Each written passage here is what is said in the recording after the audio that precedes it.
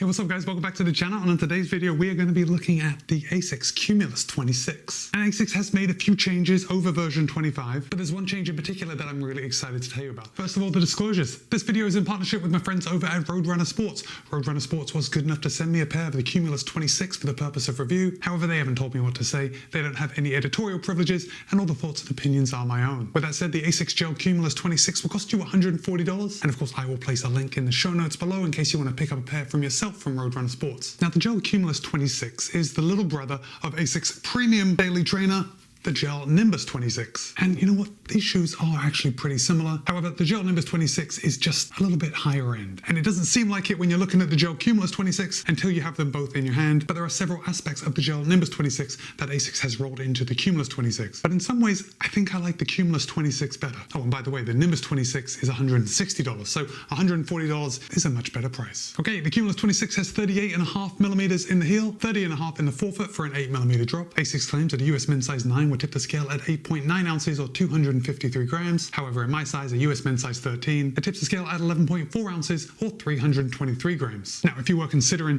the Cumulus 26, but you were also considering the GEL-Nimbus 26, I've got to tell you that in my size, the Nimbus 26 is 50 grams or 15.5% heavier than the Cumulus 26. So the Cumulus 26 is actually pretty light. I mean, relatively speaking, for a daily trainer. The Cumulus 26 is a neutral daily trainer. There are no stability elements built in, and it does fit true to size. I think my main complaint, and I'll tell you right off the bat, is the colorway. I think this black and white colorway is just a little boring, but that doesn't really affect the shoe. Maybe you love the black and white colorway. Anyway, let's get started at the top and work our way down. We do have a good padded heel collar. Now, this heel collar, it's difficult to see. It looks like a traditional daily trainer heel collar, but it's kind of padded at the top and it tapers in at the bottom, making it more like a bolster as we come around. I found that gave my heel a good lockdown. The heel counter is very rigid. I mean, there's no pushing this down. Again, this is what we would expect in a daily trainer. And because of this padding and this heel counter, I didn't experience any heel slip. I didn't have to use the heel lock eyelet right here. I just had a good fit overall. The upper is an engineered mesh. It's fairly thick. Now, because I haven't been testing this shoe during the summertime,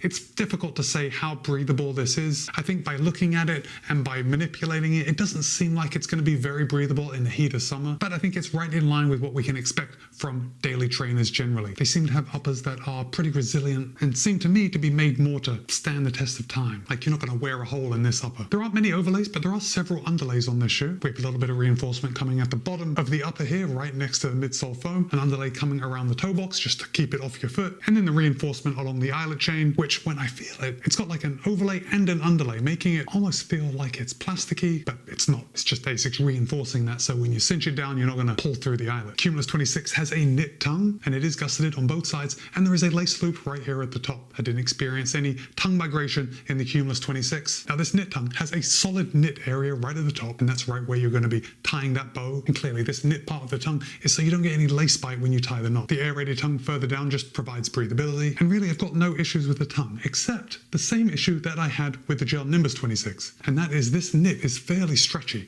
and when I put my foot in and I pull the tongue up, it almost seems like the tongue has a little too much give, and it seems to come up a little high for me. Now, this didn't translate into any problems when I was running. I just thought it kind of looked goofy when I'm kind of put my foot in and then trying to pull it up and it comes up so high. But maybe that's me. Maybe you like a high tongue. Anyway, it didn't impact the running at all. Coming down to the midsole, ASICS is using their Flight Foam Blast Plus, which is a solid foam. Not very inspiring, but it definitely does the job. And then we've got a little circle of pure gel right here in the heel, and that's going to contribute to soft landings and smooth transitions. Oh, there is an Ortholite X30 sock liner, and that is fully removable in case you want to pull it out and put in your own orthotics. And then while we're on the sock liner, I can see that ASICS has printed their carbon footprint. The Cumulus uses 9.4 kilograms of CO2 in the production of the shoe, and actually that is 35% lower than the industry standard. So ASICS really has their eye on the ball when it comes to environmental concerns. Okay, we've talked about the upper, we've talked about the midsole. Am I missing anything? Yes, I am missing something. I'm missing my favorite part of the Cumulus 26, and that is this new fluid ride rubberized EVA outsole. Well, actually, it's part of the midsole, but it is a separate layer from the Flight Foam Blast Plus. And if I hold it up, you can see it's just a gray and the midsole is white. This is new, it's fluid ride, and yes, it's a rubberized EVA outsole. And look, I love a rubberized EVA outsoles. It makes the footfalls very soft. It's nice and quiet to run in. It feels really good. The only downside, and I have found this on every shoe that I've ever run in with a rubberized EVA outsole,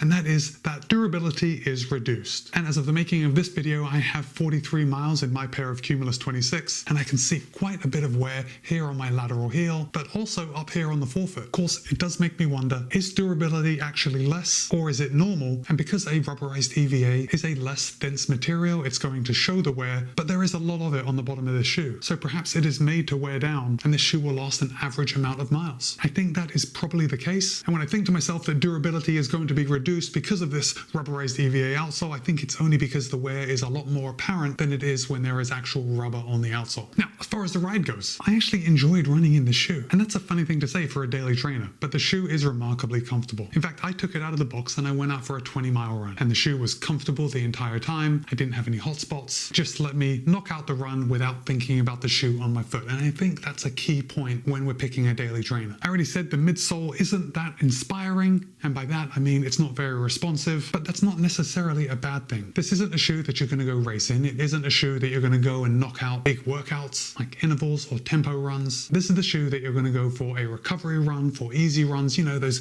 bread and butter runs that you do every week. And even though this Flight Foam Blast Plus isn't the most soft foam out there, I would never call it firm, but it's not like super plush. I think this rubberized EVA outsole, the new Fluid Ride outsole, makes the ride exceedingly comfortable. Like, I would take this shoe out on any 20-mile run that I was going to do. Now, in my testing period, I didn't go out, I didn't run any workouts in it, but I did do strides at the end of several easy runs, and it's exactly what you would think. The shoe picks up the pace well, although I wouldn't want to hold on to those paces for longer intervals than strides. All in all, for $140, the ASICS GEL-Cumulus 26 is a comfortable and reliable shoe. And honestly, for the runs that this shoe is designed for, you can't really ask for more than that. Okay, I want to hear from you. Have you run in any of the Cumulus? Have you run in any of the Nimbus? If not, what is your daily trainer of choice? Go ahead and drop a comment and let me know. Just a reminder, I'll place a link in the show notes below in case you want to pick up a pair of the Cumulus 26 for yourself. And I would just like to ask, if you have liked this video, if you found it entertaining or informative, consider subscribing to the channel and leave a like on this video. And with that, it's Matt B. This has been my review of ASICS GEL-Cumulus 26. Be kind, be happy, run well. I'll see you in a couple of days.